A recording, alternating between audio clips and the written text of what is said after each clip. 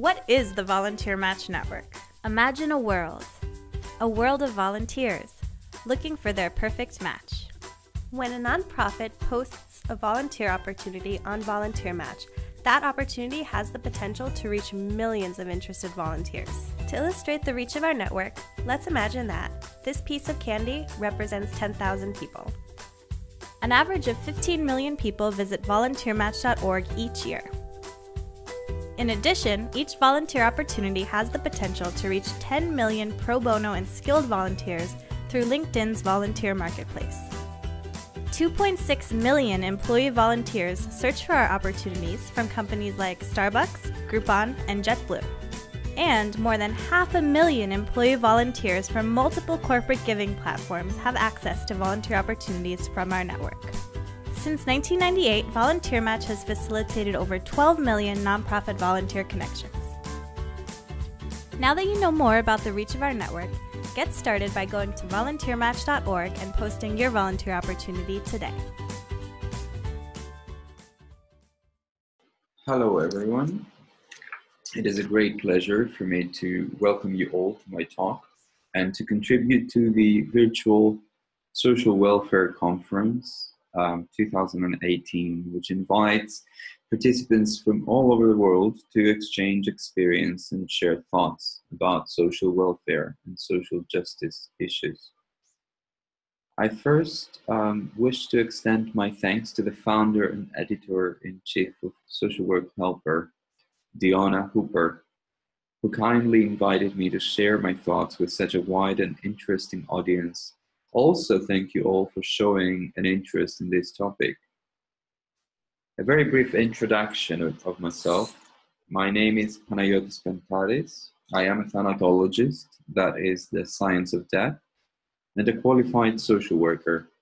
Aside from focusing on loss and death issues, I have worked closely with LGBTQ issues over the years as an advocate and liaison with stakeholders.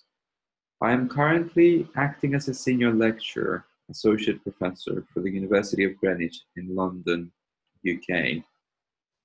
So, welcome everyone, and I truly hope that you enjoy this talk. So what is this talk about? This is a brief outline about what the talk will cover. The starting point of this talk is that recognition of LGBTQ identified people is not at all universal. Neither is legislation that safeguards LGBTQ rights. For example, death penalty for LGBTQ individuals is still effective in 5 countries in the world, while over 70 countries impose imprisonment to individuals who identify as or are suspected to be of LGBTQ identity. These international perspectives are very important to hear about in order to set the scene for what we want to explore here: LGBTQ identities, perceptions, and families. So this reality is imperative to the concept of a family. How lesbians, gays, bisexuals, transgenders, or people who identify as queer comprehend their place in relation to having a family in the future, and what that family will look like, is vastly different from one place of the world to the next. For some, a family is a reality, a possibility that needs pursuing. For others, however, this is utopian to even think of. And that is where the talk will take us next. We will explore these two concepts, the binary between reality and utopia, and what makes it real as opposed to utopian. And then move on to talk a bit more about the connections between LGBTQ families and social welfare and social work. We will conclude with some thoughts at the end.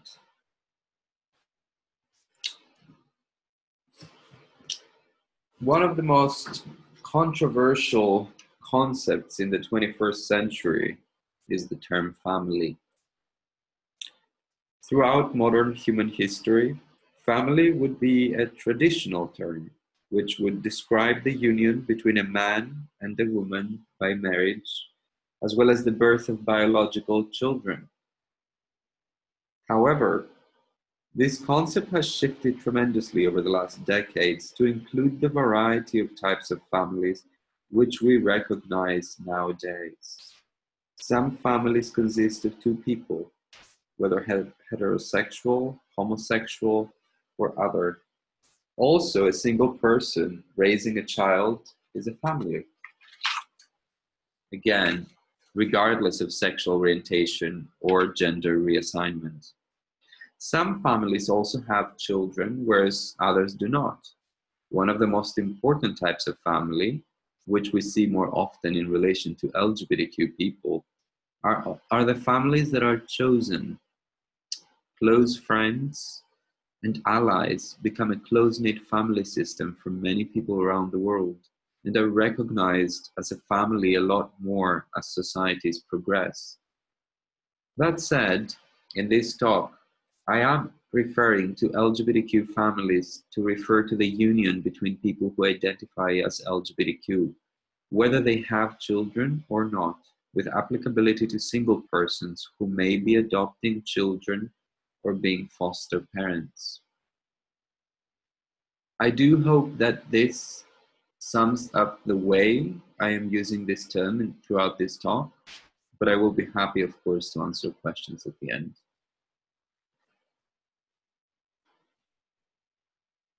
Another important definition we need to tackle here is LGBTQ. So I would like to briefly acknowledge the internationality of the acronym LGBTQ. It is indeed and generally used to refer to a set of people whose sexual and gender identities can stir social and political concerns. The term is used widely across the world, and sometimes there may be some differentiations. L stands for lesbian, G for gay, B for bisexual, T for transgender, Q for queer or questioning. In other contexts, the acronym may use a second Q or the symbol plus to include aspects of sexual and gender identities not covered with the other acronyms. Even though Q stands for queer in this talk, I am using the term queer to identify people who may feel they do not fit under any of the other terms, and apologize in advance if this offends someone. I am mindful of the differentiations, and I'm mindful of the sensitivity of these terms to some people. So let's move on to explore the argument of this talk. Attitudes, perspectives, conceptions, and misconceptions about LGBTQ identities vary across the world.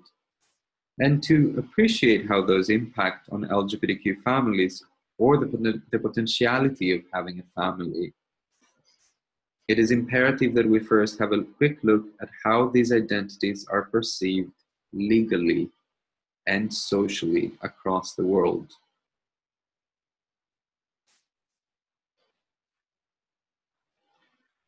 LGBTQ rights become more and more part of the public dialogues after the 50s. Or perhaps I should say that gay and lesbian rights become more pertinent to public conversations. This coincided with the aftermath of decriminalizing and legalizing homosexuality as an identity. Many nations abided by this to date, while others opposed it for various reasons, and I will mention a couple of those later in this talk. In the 1990s, gay marriage between same-sex partners was not legally recognized anywhere in the world. In September 2000, in the Netherlands, gay marriage was legalized for the first time. This started a decade of great dialogue and emphasis on legal rights of LGBTQ. Following the Netherlands, Belgium, Norway, Sweden, Spain, South Africa, Canada, Mexico City, and some states in the US also legalized gay marriage in the 2000s. More about this is available in Biblars and Savci. The reference is added at the end of the presentation for your benefit. And those two scholars discuss the emergence of legal rights regarding gay marriage. So a lot more information can be found there. Many countries, including France, legalized gay marriage in 2013, while others, such as Germany, joined in only recently, in 2017, in October. Since December 2017, approximately 20 countries worldwide have legalized gay marriage. Austria will be the first one to legalize it on the 1st of January 2019. And many other countries, like Greece, Andorra, Switzerland, and Austria, have legalized civil unions instead. Let's look at this a little closer and focus on both legal and social rights, as those intertwine. We will look at a few examples, but it is worth noting that one does not need to cross the globe to find different rights. Within same continents, there might be opposing views about the same subject. One good example is Africa, as Weyer explains. Once again, the reference will be added at the end. Africa is a continent with a vast experience of the LGBTQ community. From civil marriage rights in South Africa to criminalization and death penalty in Sudan. Bangladesh is an example of how LGBTQ identities are criminalized through a religious lens. Religion suggests that people with LGBTQ identities are sinners and therefore are socially denied, or should be. Of course, the religious lens through which members of the LGBTQ community may be oppressed is not a new finding. It has been discussed extensively since before the 20th century. Germany is another nation with progressive changes evident in its recent history. Despite its liberal character, Germany though presents itself with evidence of covert discrimination. An example is the Baden-Württemberg's proposed curriculum, which would include sexual diversity in education. This was met with a lot of resistance and tremendous argument, as it would clash with the traditional ways of teaching. In the UK, we have also seen increased changes in social attitudes as well as legal rights. However, social discrimination continues in a casual fashion.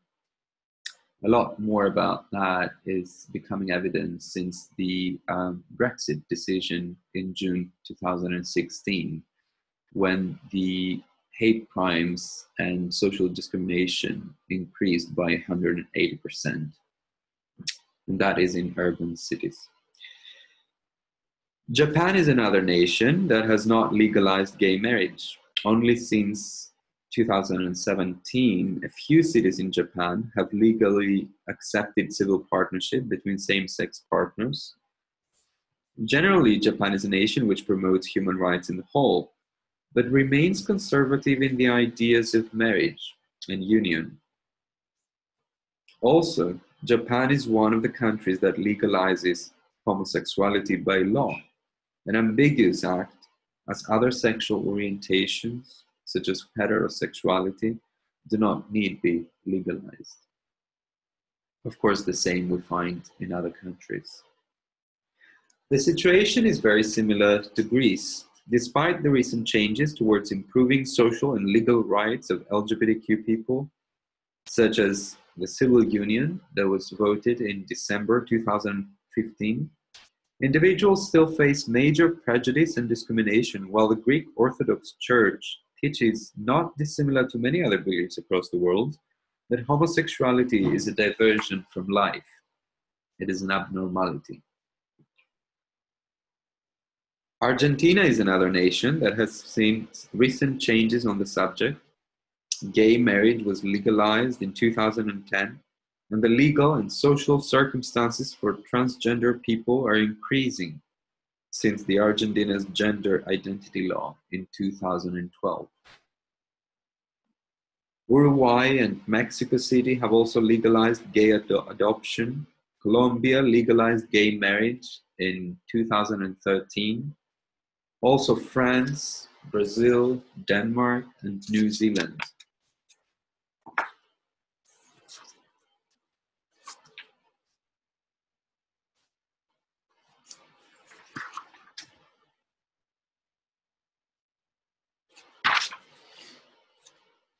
Meanwhile, while LGBTQ rights are more and more recognized in some countries in the world, many others continue to criminalize homosexuality, same-sex relationships, and sexual contact. The punishment varies from mild imprisonment to death. Russia is a country which has promoted misconceptions about the LGBTQ community and fostered hatred towards it. Many individuals who identify as LGBTQ live in fear that someone will find out about their identity and experience prejudice, generally. Other nations like Trinidad and Tobago have banned homosexuality and criminalized it. Malawi is another example of where homosexuality is criminalized. In other nations, homosexuality is punished by death. An example is Iran. Also in Cameroon, homosexuality is penalized and criminalized, while the nations hold anti-gay laws. A very similar situation is seen in Nigeria and Uganda. Yemen is another example of death penalty if the person engaged in a homosexual activity is married. If unmarried, the punishment is whipping and imprisonment. Mauritania, Saudi Arabia, and Afghanistan are also nations where homosexuality is punished by death, stoning.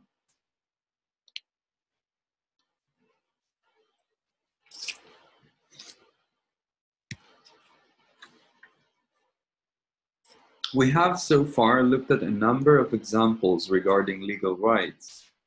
The criminalization and decriminalization of homosexuality and transgender individuals. However, do these rights or lack of always match the social rights of LGBTQ across the world? Is the legal right to marry a partner also socially recognized and accepted? For example, despite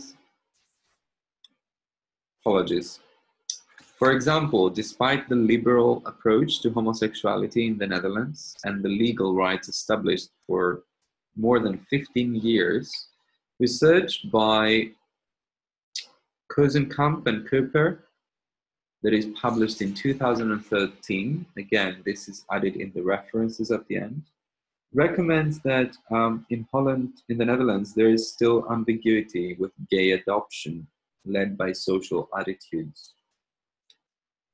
Before I share some thoughts and facts about social rights across the world, I want to highlight that gay men and lesbian women or transgender people have a more concrete experience of legal rights or lack of than bisexual individuals. People who identify as bisexuals have been widely criticized by both heterosexual and homosexual communities. When discussing bisexuality or asexuality as another identity, we can primarily focus on social rights, recognition, and acceptability. The US has seen progressive changes in the 21st century. Shift in attitudes toward LGBTQ families in particular. 60% of Americans endorse gay marriage. Despite the positive remark here, though, it raises questions of whether LGBTQ families formed outside of marriage are also accepted. The European region of the International Lesbian, Gay, Bisexual, Trans, and Intersex Association had a study published in 2006, led by and authored by Takas Judith. And this study explored the social exclusion of young LGBT people in Europe. This study found that more than 85% of the young people who participated in the study have or are experiencing social exclusion in various forms and in various settings because of their sexual orientation and gender identification. The first place where young people experience social exclusion is their home. Community and circle of friends came next. Also, interestingly, approximately 75% of the respondents suggested that they feel that prejudice is expressed in the media. The association of LGBTQ, especially gay men, with AIDS and HIV enhances or perpetuates thoughts and attitudes in societies. The AIDS epidemic in the 80s was otherwise recognized as the gay cancer, unquestionably a stigmatizing approach to gay men of the LGBTQ community, but also other members of the community, lesbians, transgender people, and bisexuals. Socially, such recognition has a much more hurtful impact on the LGBTQ communities across the world. In the long run, the public associated AIDS and HIV with LGBTQ people would shift the public's attitudes towards the latter.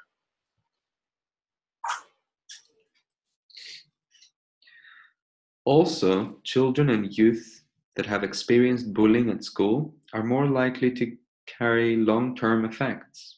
Bullying projects general discrimination and long-term effects, in which situations people may withdraw or socially isolate.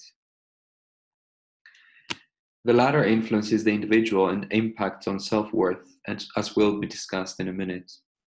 Despite the positive progressions towards social recognition and acceptance of LGBTQ identities and gender identifications, in many countries, people from these communities still experience discrimination and are often victims of hate crimes.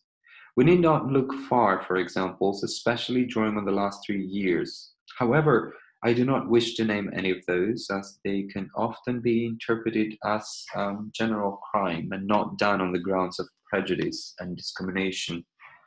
I would like, though, to point at a very recent Stonewall study with LGBTQ people in the UK. The study explored LGBTQ people's experiences of hate crime and discrimination in the UK in 2017. General findings suggest that 1 in 5 LGBTQ people have experienced hate crime due to their sexual orientation and/or gender identity over the last year.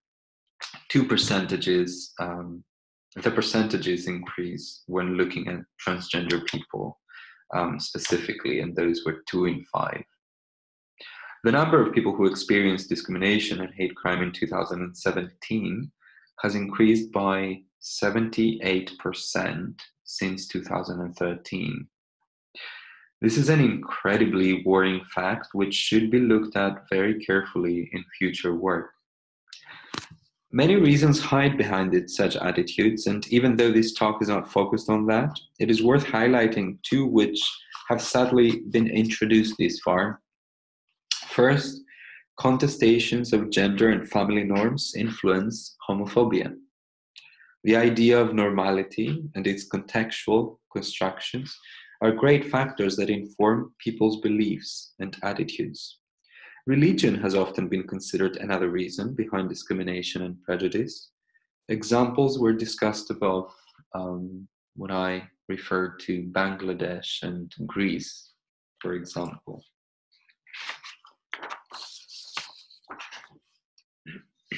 In other words, the relationship between legal and social rights is uneven. Legalization of gay marriage does not constitute communal acceptance of the right, or does not secure fair and honest treatment, free from hate crime and discrimination. Social and legal rights and/or lack of impact on the individual.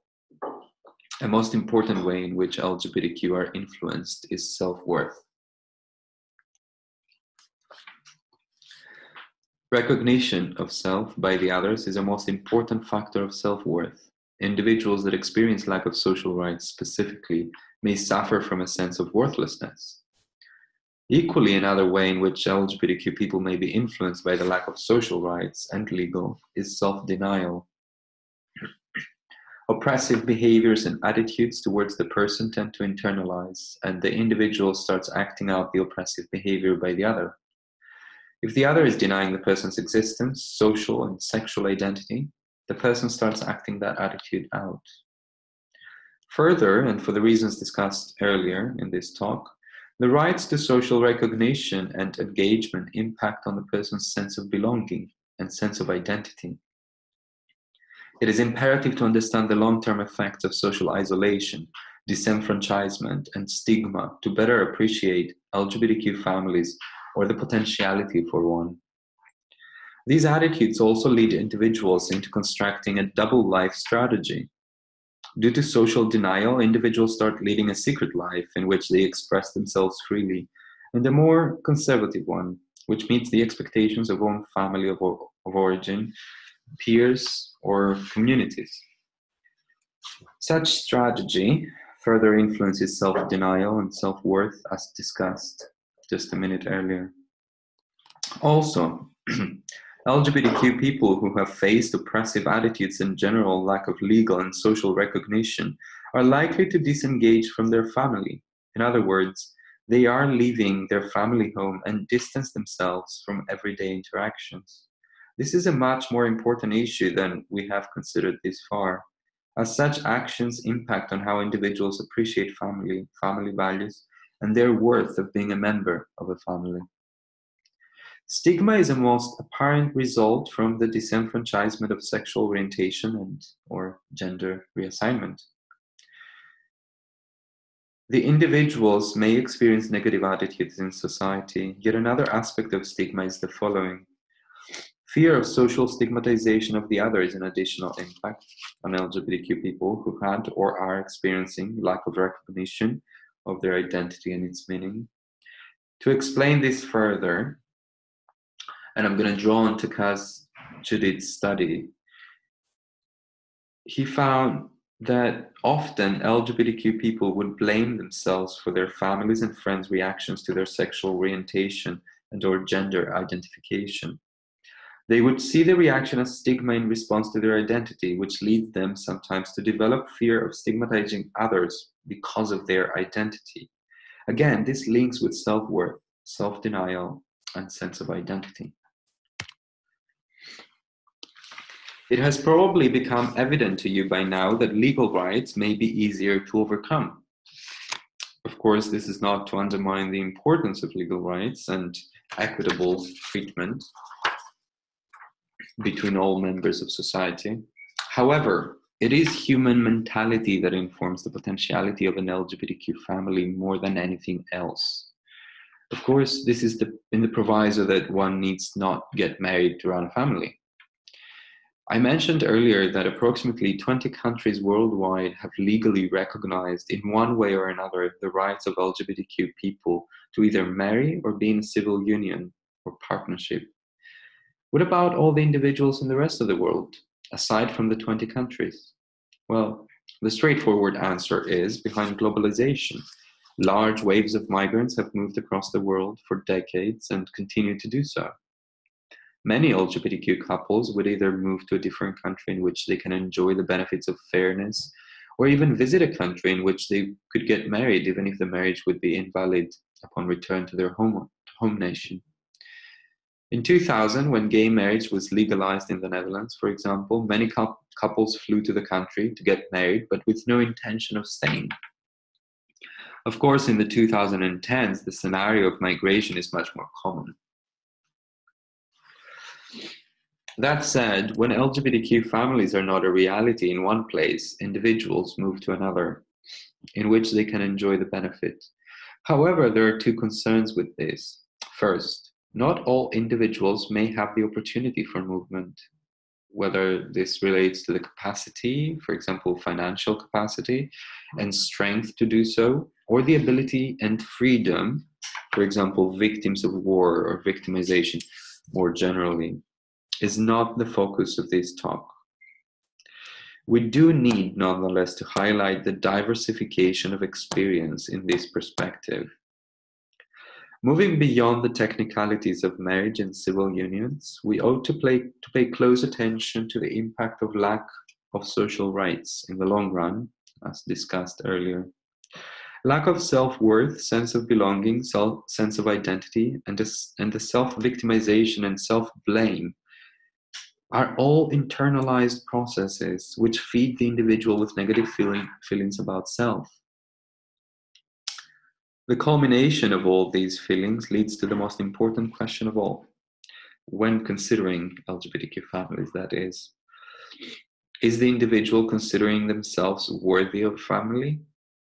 Does the individual allow themselves to have a family? In other words, for some people, a family may be a reality, perhaps because of legal benefits or their sense of worth and self-sufficiency. However, for others, an LGBTQ family is a utopia, an unreachable dream which has no chance of materializing, whether that has to do with legal or social barriers and their impact. And these are the two questions that I've just mentioned to you. Now, just to briefly link social work to this and the welfare and the well-being of others. Social work is a profession underpinned by a few core values and many key principles. Predominant in this area are human rights and social justice. In social work, it is imperative that practice is led by the principles of anti-discriminatory and anti-oppressive practice, the necessity for respect towards the other and appreciation of diversity. Equally, it is important that social workers abide by the principles of protecting the dignity of others and highlighting their worth, strengths-based approach, for example. For those of you who are not familiar with strengths-based approach, that would be to put emphasis on the individual's strengths and facilitate their way of using those to overcome their challenges.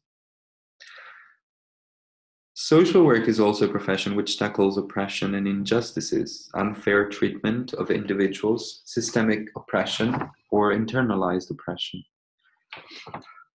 Social work strives to empower individuals, families, communities, and societies and promote equal opportunities for all. Even though this is not an exhaustive list of the links between the discussion about LGBTQ families and social work, it represents the most significant links. I find it redundant to spell out how the value and principles of social justice, for example, are breached when LGBTQ individuals may be in a precarious position regarding legal and social rights. The same goes for human rights. I think everyone listening to this talk will have probably figured that out already. Nevertheless, I would be happy to answer further questions and make further comments at the end of this presentation. With that in mind, I am coming to the conclusions of this talk. We have looked at some definitional issues in the beginning, reflections and facts about legal and social rights of people who identify as LGBTQ, as well as the contested notion of an LGBTQ family, dependent on emotional, social, psychological, environmental, legal, economic, and experiential factors. This leads me to a few concluding thoughts, which I want to share with you. First, both legal and social rights of LGBTQ people are contested. There's diversity of opinions and attitudes, not simply across the world, but within the same societies and communities. This generally leads to contestations about LGBTQ identities. This only complicates the situation more and impacts on the self, self-worth, self-identity, self-awareness, and self-understanding. Despite all the challenges we have looked at earlier, LGBTQ families are increasing. The Movement Advancement Project, and I have added the link here for your benefit, it informs us that more than 2 million children are currently raised by LGBTQ families in the US. That's an example of the increasing picture. However, we ought not forget that this is a small proportion of LGBTQ people from across the globe, and strive for more and better welfare for all, inclusive of their right to family and family participation, whether this includes children or not. With that, I would like to draw a close. However, I am mindful that this is and should be an ongoing discussion. That said, please do not hesitate to get in touch if there are any questions. I do add a list of some references here for your benefit, and this is my contact details, so please do get in touch if you wish to discuss further. Thank you very much for watching and for listening.